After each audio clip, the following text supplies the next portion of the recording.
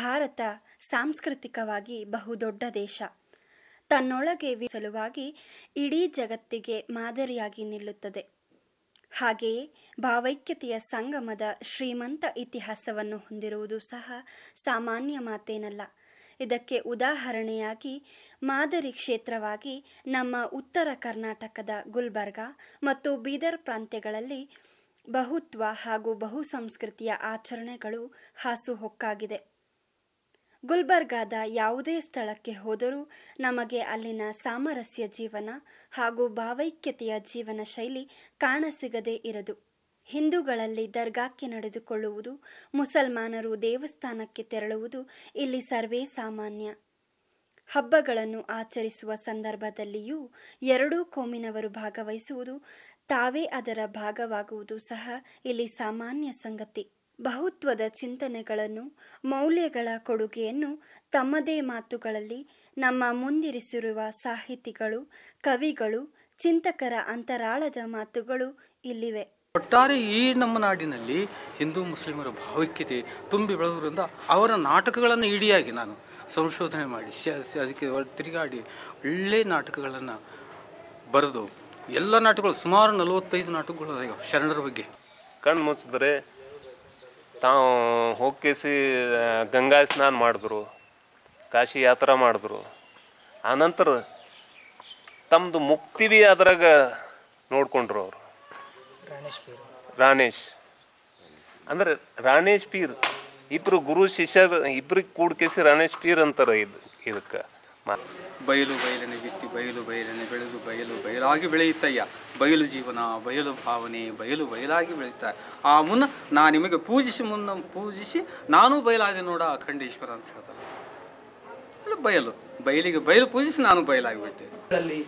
ಮೊಹರಂ, ಈ ವಿಜಯದಶಮಿ ಜಾತ್ರೆಗಳು, ಅದು ಮುಸ್ಲಿಂ ಜಾತ್ರೆ ಆಗಿರಬಹುದು, ಮುಸ್ಲಿಮೇತರರ ಜಾತ್ರೆ ಆಗಿರಬಹುದು, ಆ ಎಲ್ಲ ಹಳ್ಳಿಗಳಿಗೆ ಮತ್ತು ಜಾತ್ರೆಗಳಿಗೆ ಯಾವುದೇ ಜಾತಿ ಅನ್ನೋದಿಲ್ಲ.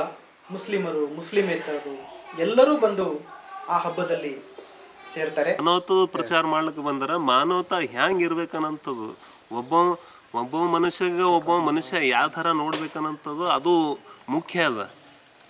ಧರ್ಮ ಅಂತೂ ಯಾವ ಧರ್ಮ ಆ ಥರ ಆ ಭಗವಂತಗೆ ನೆನೆಸದ.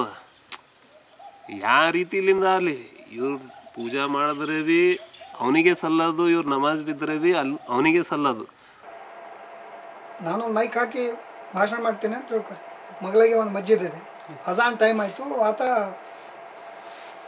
ಮುಲ್ಲ ಇರ್ತಾನೆ ಮಸ್ಜಿದ್ದಾಗೆ, ಆತ ಅಜಾನ್ ಕೊಡ್ತಿರ್ತಾನೆ. ನಾನು ಅದನ್ನು ಅವನು ಗೌರವಿಸೋ ಸಲುವಾಗಿ ನಾನು ನಿಲ್ಲಿಸ್ತೀನಿ. ಅದನ್ನು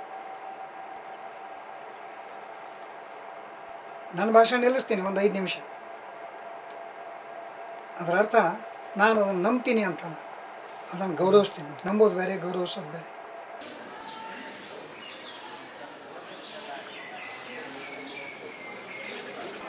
ನಮ್ಮದು ಒಂದು 20 ವರ್ಷದಿಂದ ನಮ್ಮ ಅನುಭವದ ಪ್ರಕಾರ ಹೇಳಬೇಕಾದ್ರೆ ಎಲ್ಲೂ ಸಿಗಲಾರ್ದಂಥ ಶಾಂತಿ ನಮಗೆ ಇಲ್ಲಿ ಸಿಗುತ್ತೆ. ಯಾವುದೇ ಕಷ್ಟ ಕಾರ್ಪಣ್ಯಗಳಿದ್ದರೆ ಆ ಒಂದು ಕಷ್ಟದಲ್ಲಿ ಕೂಡ ನಾವು ಇಲ್ಲಿ ಬಂದರೆ ನಮಗೆ ಮನಸ್ಸಿಗೆ ತುಂಬ ಶಾಂತಿ ಸಿಗುತ್ತೆ. वर्ग भी अंदर यहाँ की हाजिर है। अलबत्ते औरतें मुसलमान हो या हिंदू हो, वो दरवाजे के पास ही खड़े रहते हैं. बाकी के कोई तफरीक नहीं, ये दरवाजे सबके लिए खुले हैं. ನಾನೊಬ್ಬ ಕೇವಲ ಮನುಷ್ಯ ಅದೀನಿ. ನಾನು ಮನುಷ್ಯ ಧರ್ಮದ ಪರಿಪಾಲನೆಯಲ್ಲೇ ಇದ್ದೀನಿ. ಆವಾಗ ಒಂದು ಹಾಡು ಬರೆದೆ, ನಮಾಜ್ ಮಾಡಬೇಕು, ಒಳಗಿನ ಗಲೀಜು ತೊಳಿಬೇಕು. ಹೌದಾ? ಅರ್ಥ ಆಯ್ತಲ್ಲ? ನಮಾಜ್ ಮಾಡಬೇಕು, ಒಳಗಿನ ಗಲೀಜು ತೊಳಿಬೇಕು, ಸಮಾಜಮುಖಿಯಾಗಿ ರೋಜಿ ಮಾಡುತ್ತಾ ಪಾಜ ದಾಟಬೇಕು. ರೋಜಿ ಅಂದರೆ ಕಾಯಕ. ಸಮಾಜಮುಖಿಯಾಗಿ ನಾವು ಕಾಯಕ ಮಾಡೋ, ಕಾಯಕದ ಮುಖಾಂತರವಾಗಿ ಅದೇ ಬಸವಣ್ಣವ್ರು ಹೇಳಿದ್ರು ಕಾಯಕವೇ ಕೈಲಾಸ ಅಂತ ಹೇಳಿ. ಇಲ್ಲಿ ರೋಜಿ ಕೈಲಾಸದ ಆ ರೋಜಿ ಒಂದು ಬಿಟ್ಟರೆ ಮತ್ತೆ ದೇವರು ಯಾವುದಿಲ್ಲ. ರೋಜಿನೇ ನಮ್ಮ ದೇವರು, ಕಾಯಕವೇ ನಮ್ಮ ದೇವರು. ನಮ್ಮ ಹಳ್ಳಿಗಳಲ್ಲಿ ಹಿಂದೂ ಮುಸ್ಲಿಮರು ಎಲ್ಲರೂ ಹೋಗಿ ಆ ಬನ್ನಿ ಗಿಡಕ್ಕೆ ಪೂಜೆ ಸಲ್ಲಿಸೋದು, ಮತ್ತು ಆ ಬನ್ನಿ ಗಿಡದ ತಪ್ಪಲನ್ನು ಒಬ್ಬರನ್ನೊಬ್ಬರ ನಡುವೆ ವಿನಿಮಯ ಮಾಡಿಕೊಳ್ಳೋದು. ಅದು ಬಂಗಾರ ಅಂತ. ಅಂದರೆ ನಮ್ಮ ಮನೆಯ ಬಂಗಾರ ನಿಮ್ಮಲ್ಲಿರಲಿ, ನಿಮ್ಮ ಮನೆಯ ಬಂಗಾರ ನಮ್ಮಲ್ಲಿರಲಿ. ಅದನ್ನು ನಾನು ಗೌರವಿಸ್ತೀನಿ. This is peak of democracy. ಪರಸ್ಪರ ಒಪ್ಕೊಳ್ತಕ್ಕಂಥ ಪರಸ್ಪರ ಗೌರವಿಸ್ತಕ್ಕಂಥದ್ದಲ್ಲ, ಇದು ಡೆಮಾಕ್ರಸಿಯ ಸಾರಸತ್ವ. ಇದು ಇದಿಲ್ಲ ಅಂದ್ರೆ ಡೆಮಾಕ್ರಸಿ ಆಗ್ತದೆ. ಡೆಮಾಕ್ರಸಿಗೆ ಅರ್ಥನೇ ಇಲ್ಲ. ಪ್ರಜಾಪ್ರಭುತ್ವದ ವ್ಯವಸ್ಥೆಯ ನಾಡಲ್ಲಿ ಧರ್ಮ ಸಂಸ್ಕೃತಿಯ ಮುಖಾಮುಖಿಯ ಸಂದರ್ಭದಲ್ಲಿ ಮಾದರಿಯಾಗಿ ನಿಲ್ಲುವ ಬಹುತ್ವದ ಚಿಂತನೆಗಳು, ಭಾವೈಕ್ಯತೆಯ ಜೀವನ ಶೈಲಿ ನಮ್ಮ ಸೂಫಿ ಪಂಥ ಹಾಗೂ ವಚನ ಚಳುವಳಿಗಳ ಬಳುವಳಿಯಾಗಿದೆ. ಇತಿಹಾಸದ ಬೆನ್ನತ್ತಿ ಹೋದರೆ ಮೊಘಲರು, ನಿಜಾಮರ ಕಾಲದಿಂದಲೂ ಬಹು ಸಂಸ್ಕೃತಿಯಲ್ಲಿ ಏಕ ಸಂಸ್ಕೃತಿಯ ಭಾವನೆಗಳನ್ನು ಹಾಸುಹೊಕ್ಕಾಗಿಸಿದವರು ಇದೇ ನೆಲದ ಸೂಫಿಗಳು, ಸಂತರು ಹಾಗೂ ಶರಣರು. ಕೃಷ್ಣ ಕರೀಮರು ಒಂದೇ ಎಂಬ ಸಾಮರಸ್ಯ ಸಹಬಾಳ್ವೆಯನ್ನು ಬದುಕಿ ತೋರಿಸಿದವರು. ಮನುಷ್ಯ ಮಾನವರೆಲ್ಲ ಬಂತು, ಅದು ದೇವರು ಮಾಡಿದ್ದು ಧರ್ಮಗಳಲ್ಲ, ನಾವು ಮನುಷ್ಯರು ಮಾಡ್ಕೊಂಡಿದ್ದು. ದೇವರಿಗೆ ಭಕ್ತಿ ಹೊಂದಿದೆ, ಅಲ್ಲಿ ಯಾವುದು ಇಲ್ಲಿ ಯಾವುದನ್ನು ಅಷ್ಟೇ, ಅಲ್ಲಿ ಯಾವುದನ್ನು ಅಷ್ಟೇ. ಹೀಗಾಗಿ सामरस्य ಇದೆ. हमारे प्रेस के लोग जो मुख्तलिफ अखबारात से जुड़े हुए हैं वो भी जो है ना बहुत ही सेकुलर हैं, वो एक दूसरे को समझते हैं और वो कुछ न्यूज़ छापने से पहले किसी भी मज़हब के ख़िलाफ़ छापने से पहले बहुत ही एहतियात करते हैं और उसकी स्टडी करते हैं और वो स्टडी करने के बाद ही न्यूज़ को छापते हैं और एक दूसरे का रेस्पेक्ट करते हैं. ये बहुत बड़ी बात है. रहा प्रेस लाइन की बात, वो तो एक ज़िंदा मिसाल ये है कि एक उर्दू अखबार के एडिटर को जो है ना एसोसिएशन का सदर बनाया गया. ಸಂಕ್ರಾಂತಿ ದಿನ ಎಳ್ಳು ಮತ್ತು ಸಕ್ಕರೆನ ವಿಶೇಷವಾಗಿ ಮುಸ್ಲಿಂ ಮತ್ತು ಮುಸ್ಲಿಮೇತರ ನಡುವೆ ವಿನಿಮಯ ಮಾಡಿಕೊಳ್ಳೋದು, ಅಂದರೆ ನಮ್ಮ ಮನೆಯ ಸಿಹಿ ಅವರ ಬಾಯಲ್ಲಿ ಹಾಕೋದು, ಅವರ ಮನೆಯ ಸಿಹಿನ ನಾವು ತಿನ್ನೋದು, ಇದು ನಮ್ಮ ಭಾಗದಲ್ಲಿ ನಡೀತಕ್ಕಂಥ ಸಂಸ್ಕೃತಿಯ ಒಂದು ಭಾಗಗಳಿವೆ. ನಿಮಗೇನು ವಾಸ್ತವಿಕ ಬದುಕಿನಾಗ ಸಿಕ್ಕಿಲ್ಲೋ, ಯಾವುದರಿಂದ ವಂಚಿತರಾಗಿರಿ, ಅದನ್ನು ಭ್ರಾಮಕ ಜಗತ್ತಿನಾಗ ಪಡ್ಕೊಳ್ಳಿಕ್ಕೆ ಪ್ರಯತ್ನ ಮಾಡ್ತೀರಿ. ಹೌದಿಲ್ಲ? ಭ್ರಾಮಕ ಜಗತ್ತಿನ ಆಶೆ ಆಕಾಂಕ್ಷೆಗಳು ವಾಸ್ತವಿಕ ಬದುಕಿನಾಗೆ ಈಡೇರ್ತಕ್ಕಂಥ ಒಂದು ಪರಿಸ್ಥಿತಿ ನಿರ್ಮಾಣ ಆದರೆ ಭ್ರಾಮಕ ಜಗತ್ತಿನ ಅವಶ್ಯಕತೆನೇ ಬೀಳಲ್ಲ. बैर रखना मजहब नहीं सिखाता, आपस में बैर रखना. हिंदी है हम वतन है हिंदुस्तान हमारा.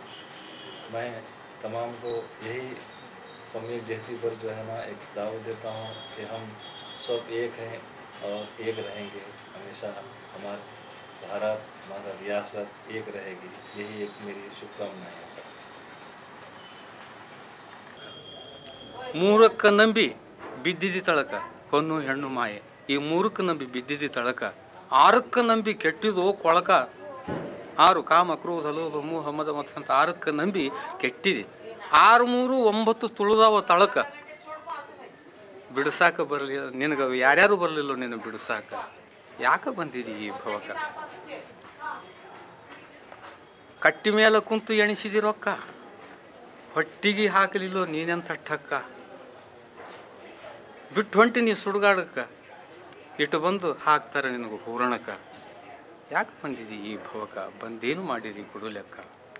ಒಲವಿನ ಸತಿಸುತ್ತರು ಅಂಟಿದ ಹುರುಕ, ಒಲವಿನ ಸತಿಸುತ್ತರು ಅಂಟಿದ ಹುರುಕ. ಬಳ್ಳಿ ಹಂಗೆ ಬಿದ್ದದ ತೊಡಕ. ಆಲ್ದಾಳ ಈಶನು ತೋರಿದ ಬೆಳಕ, ಆ ಬೆಳಕಿನೊಳಗೆ ನೀ ಮಾಡಪ್ಪ ಜಳಕ. ಕಿಸ್ಕೋ ಕಹೂँ मुरादे आशिक हूँ, वली किसको कहूँ, न मुसलमान हूँ न काफिर हूँ. जुनने इश्क मेरी के मुझे कुछ नहीं खबर, वो है वो लेकिन दिल पर असर. ಹಿಂದೂ ಅಂತ ಅದೇ ಪ್ರಿಯನಾದ ನಾನು ಪ್ರೀತಿಯಲ್ಲಿ ಸಿಕ್ಕಿ ಹಾಕಿಕೊಂಡಿದ್ದೇನೆ. ಯಾರಿಗೆ ಹೇಳಲಿ?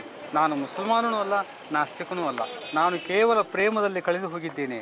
ಆ ಪ್ರೇಮದ ಪರಿಣಾಮವೇ ಆಗಿರಬೇಕು. ನಾವೆಲ್ಲವನ್ನೂ ಮರೆತಿದ್ದೇವೆ. ಜಾತ್ಯತೀತತೆ ಪ್ರಜಾಪ್ರಭುತ್ವದ ಬಹುದೊಡ್ಡ ಮೌಲ್ಯ.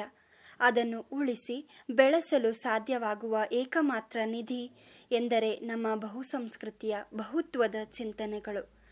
ನಾವೆಲ್ಲರೂ ಇದನ್ನು ಅಳವಡಿಸಿಕೊಂಡಲ್ಲಿ ಪ್ರಜಾಪ್ರಭುತ್ವದ ಮೌಲ್ಯಗಳನ್ನು ಮತ್ತು ವಿವಿಧತೆಯಲ್ಲಿ ಏಕತೆ ಎನ್ನುವ ಧ್ಯೇಯವನ್ನು ಪಸರಿಸುವ ಬೆಳಕಿನ ಕಿರಣಗಳಾಗಿ ಕಂಗೊಳಿಸಬಹುದು ಎನ್ನುವುದು ಆಶಯ.